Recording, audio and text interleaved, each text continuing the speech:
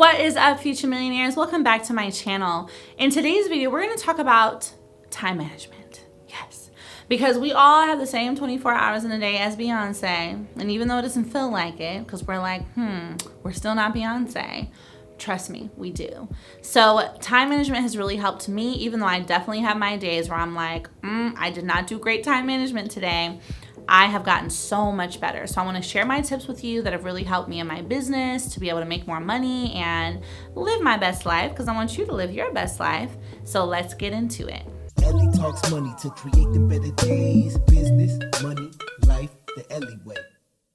All right, y'all. So talking all things time management. For one thing, I want to say this. If you have trouble managing your time, you are not alone. I do believe that time management is one of the top things that most people struggle with, whether you run a business or not, right?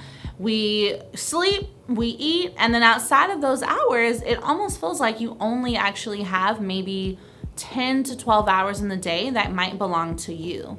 So some of the ways that I have found to maximize my time as a way to better management are, number one, going to bed earlier and getting up earlier. And so I know you're thinking, well, that's taking away more hours, but honestly, we are able to maximize our time more when we can be productive in that time. I find that if I'm tired or want a nap and just groggy, even if I have an extra 2 or 3 hours because I stayed up late, I'm not doing nothing. I'm not really working at my highest potential. So I've been going to bed by 11:30 the last few days and waking up at 6:30, and I feel great. I really do feel great. Now, what I also did with this is I stopped eating after a certain time, which made me realize, eating super late probably was leading to more restless sleep, because instead of my body focusing on rejuvenating, I'm digesting food. So first time management tip, right? Go to bed a little earlier so you can wake up earlier.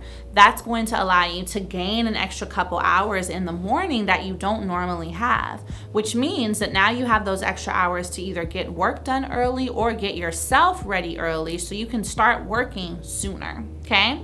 Now, a second thing that really works for time management is to utilize certain apps. One of my favorites is Google Outlook or Google Calendar. I'm sorry, not Google Outlook, but Outlook or Google Calendar. And the reason why is I do something called time blocking.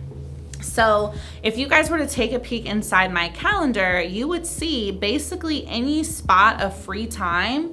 I don't know if you guys can see this, but basically any spot of free time is taken up with a task, whether it's recording content. Maybe it is, I usually call my work sessions deep work, which I have starting in 25 minutes. And so that means each 30-minute block, each hour block is dedicated to a task. That could be something on my to-do list, as I mentioned, deep work, whatever it is, so that by the time I clock out, which for me with my kids, I usually have to go get them or relieve my nanny by 6 or 6:30, then I've maximized as much of my day as possible.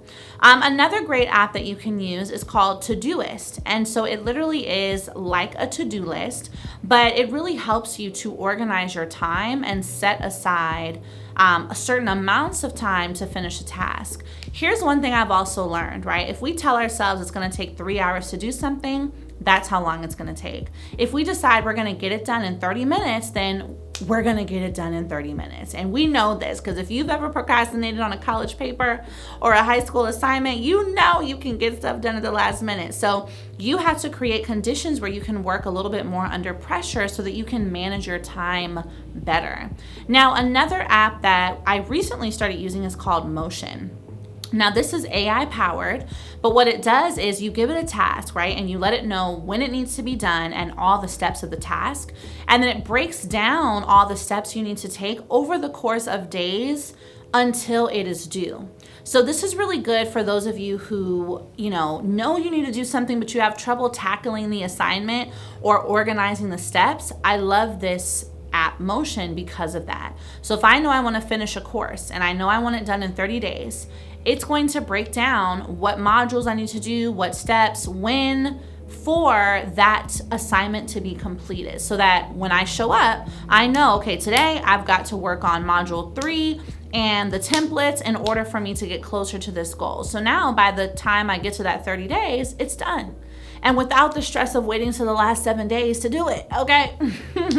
Now, my final time management tip for this video, right? Comment part 2 if you would want me to share more of these skills that go into running a business, right? Not just the step-by-steps, but really the things that help you to overall live a better life and have a more successful business, okay? Comment part 2 for another time management video. But the last step that I want to really go over with you guys when it comes to time management is realizing that you can get it all done, right? I use to-do lists in my life a lot, okay? Now, I usually only write 5 to 7 things down per day, and I'm not upset with myself if I don't finish all 7, but I make it a point to get my top 3 to 4 done. Okay, so every single day your to-do list might look different, but you know what are your high ticket priority items that you have to get complete, and those are the ones that you want to make sure you get done. Now, I like to break my tasks down into smaller things, right? Telling yourself to go write a whole book today is only going to make you stressed. Break it down. This is, again, why you should use Motion or create this process on your own. Break it down, and now you feel more encouraged because you are going after one small win, which compounded over time gets you to that big win of finishing the product or opening the store or making your first sale or whatever the case might be. So these things really help you to do more with your time and achieve more. One bonus thing that I want to mention is habit stacking. Now, I've shared this in another video, which I'll make sure is linked on my channel, but habit stacking is also amazing. So when I am getting ready in the morning, I'm listening to a podcast or an inspirational video on YouTube. When I am scrolling on my phone or doing work, and if it's convenient, I'm walking or I'm riding on my Peloton, right? Not at a super high speed, but getting that action in.